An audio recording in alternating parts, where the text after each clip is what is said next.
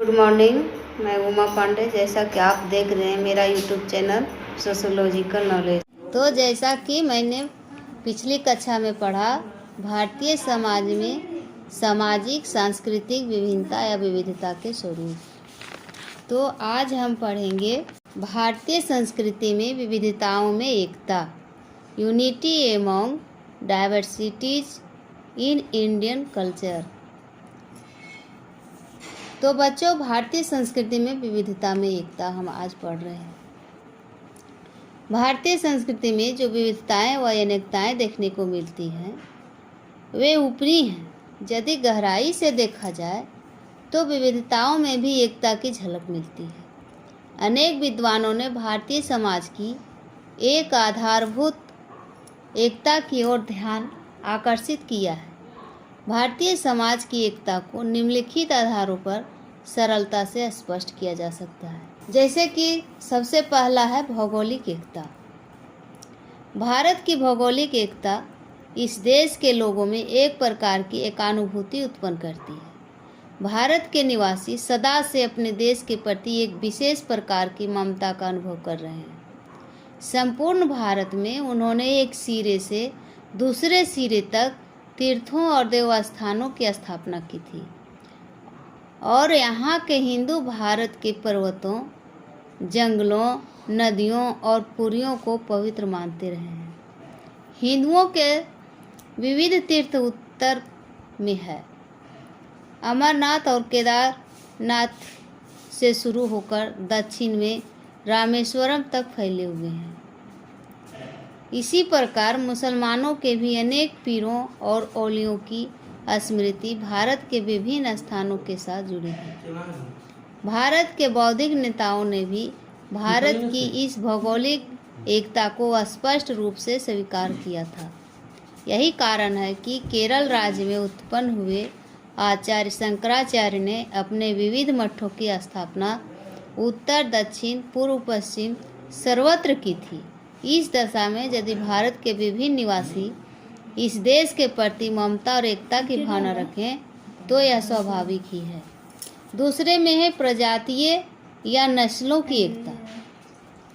भारत में अनेक प्रजातियों अथवा नस्लों के लोग निवास करते हैं। भारत प्रजातियों का एक द्रविड़ मात्र है। आज भारत की अधिकांश जनता आर्यों और द्रविड़ों का सम्मिश्रण ही है।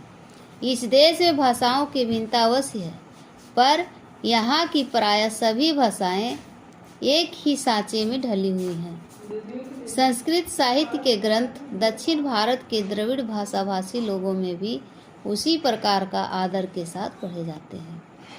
तीसरे में संस्कृति की एकता। सांस्कृतिक एकता भारत की एक विशेषता है।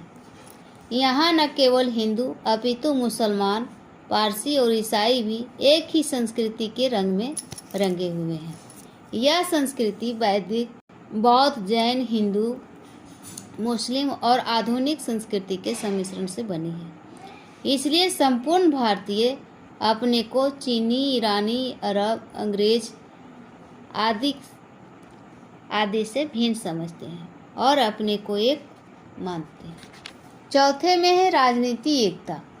भारत में अनेक प्रकार की विभिन्नताएं विद्यमान हैं, पर इन विभिन्नताओं के होते हुए भी इस देश में एक आधारभूत एकता की सत्ता है। इस बात से इनकार नहीं किया जा सकता। वस्तुतः इस देश की स्थिति संघात्मक शासन के लिए बहुत उपयुक्त है। भारत जैसे विशाल देश को विभिन्न खंडों में विभक्त कर यदि उन्हें एक संघ में संगठित किया जाए तो यह बात यहाँ के लिए बहुत उपयोगी होगी। विविध खंडों में इस देश की विभिन्न भाषाओं, साहित्य, पृथक परंपरा आदि को विकास का पूरा अवसर मिलेगा और संघ द्वारा वह आधारभूत एकता भली भांति अभिव्यक्त हो सकेगी जो भारत को अन्य देशों से पृथक करती है। स्वतंत्र भारत के नए संविधान में इसी सिद्धांत का अनुसरण किया गया है। पांचवें में है धार्मिक एकता। भारत की एकता व अखंडता भारतवासियों के धार्मिक विश्वासों, मान्यताओं व कृत्यों में भी स्पष्ट तौर पर देखने को मिलती है। विष्णु तथा शिव जी की उपासना संपूर्ण भारत में की जाती है। इसी प्रकार चारों दिशाओं के 4 धाम, उत्तर में बद्रीनाथ, दक्षिण में रामेश्वरम, पूर्व में जगन्नाथपुरी और पश्चिम में द्वारिका भारत की धार्मिक एकता और अखंडता के पुष्ट प्रमाण हैं। मोक्ष प्रदान करने वाली पवित्र पुरियाँ अयोध्या, मथुरा, गया, काशी, कांची और अवंती सारे देश में बिखरी हुई हैं। गाय को सभी हिंदू पवित्र मानते हैं। उनके आदर्श पुरुष मर्यादा पुरुषोत्तम श्री राम और श्री कृष्ण एक से हैं। वे समान रूप से उपनिषद, वेद, गीता, रामायण, महाभारत, धर्मशास्त्र, पुराण आदि के प्रति श्रद्धा रखते हैं। इस प्रकार भारतीयों के समक्ष भारत की एकता की कल्पना सदैव मूर्तिमान रही। छठे में सामाजिक एकता भारत के विभिन्न भागों के सामाजिक जीवन में भी शामिल है। संयुक्त परिवार की प्रथा सर्वत्र प्रचलित है। जाति प्रथा का प्रभाव किसी न किसी रूप में भारत के सभी लोगों पर पड़ा है। रक्षाबंधन, दशहरा, दीपावली, होली आदि त्योहारों का फैलाव समूचे भारत में है। इसी प्रकार सारे देश में जन्म मरण के संस्कारों व विधियों, विवाह प्रणालियों, शिष्टाचार, आमोद प्रमोद, उत्सव, मेलों, सामाजिक रूढ़ियों और परंपराओं में पर्याप्त समानता देखने को मिलती है। 7वें में है भाषा की एकता। भाषा एक बहुभाषी राष्ट्र है। भारत एक बहुभाषी राष्ट्र है। अधिकांश भाषाओं की वर्णमाला एक ही है। सभी भाषाओं और संस्कृत भाषा का प्रभाव देखने को मिलता है। समस्त धर्मों का प्रचार संस्कृत व पाली भाषा के द्वारा ही हुआ है। 8वें में है कला की एकता। भारतीय जीवन में कला की एकता भी कम उल्लेखनीय विषय नहीं है। स्थापत्य कला, मूर्ति कला, चित्रकला, नृत्य, संगीत आदि के क्षेत्र में हमें एक अखिल भारतीय समानता देखने को मिलती है। इन सभी क्षेत्रों में देश की विभिन्न कलाओं का एक अपूर्व मिलन हुआ है। देश के विभिन्न भागों में बने मंदिरों, मस्जिदों, चर्चों तथा इमारतों में इस मिलन का आभास होता है। दरबारी, मियाँ, मल्हार, ध्रुपद, भजन, ख्याल, टप्पा, ठुमरी, गजल यहाँ एक ही पाश्चात्य धुनों का भी विस्तार सारे भारत में है। इसी प्रकार भरतनाट्यम, कथकली, कथक, मणिपुरी आदि सब प्रकार के नृत्य भारत के सभी भागों में प्रचलित हैं। अतः हम कह सकते हैं कि कला के क्षेत्र में भी भारत मौलिक एकता है। 9वें में है भारतीय जनता की एकता। भारत में नस्लों का अत्यधिक मिश्रण हुआ है। बहुसंख्यक ईसाई व मुसलमान जो आज भारत के नागरिक हैं, वास्तव में मूलतः हिंदू ही हैं। केवल धर्म परिवर्तन के द्वारा वे ईसाई व मुसलमान बन गए। धर्म परिवर्तन कर लेने पर भी हृदय परिवर्तन नहीं हुआ है।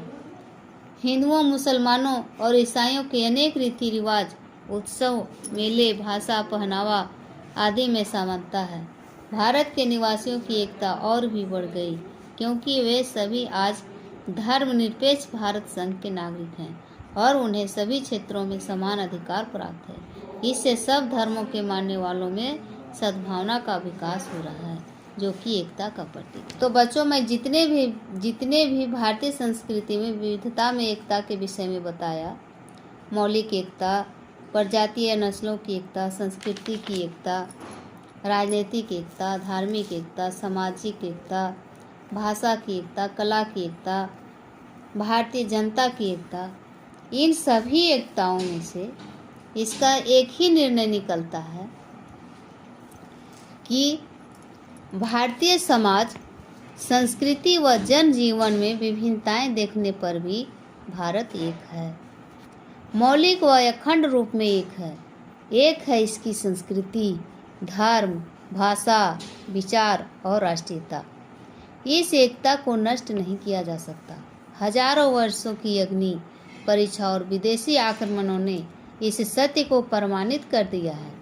इसीलिए प्रत्येक भारतवासी को आज अपने देश पर नाज है।